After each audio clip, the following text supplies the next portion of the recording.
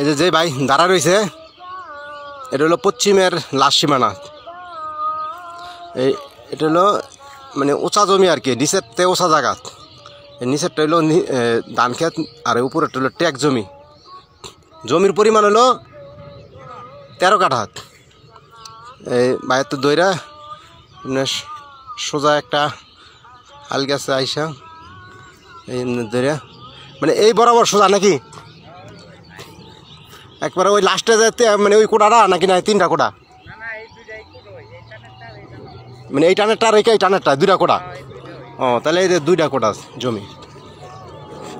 এই ও সাইড লাউ খেত লাউ লাগানো হয়েছে।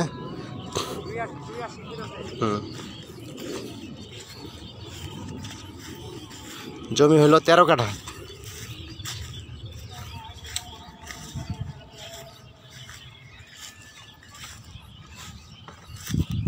ওই বাতরের সীমানা ধরে ওই বাতরের সীমানা এই যে বাতরের সীমানা ধরে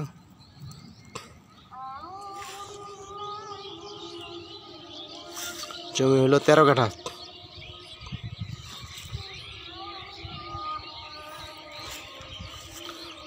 উত্তরে টঙ্গী মিরের বাজার রোড, মেন রাস্তা থেকে 300 গজ দূর হইতে পারে। ওই যে নিমতলি ব্রিজ দেখা যায়।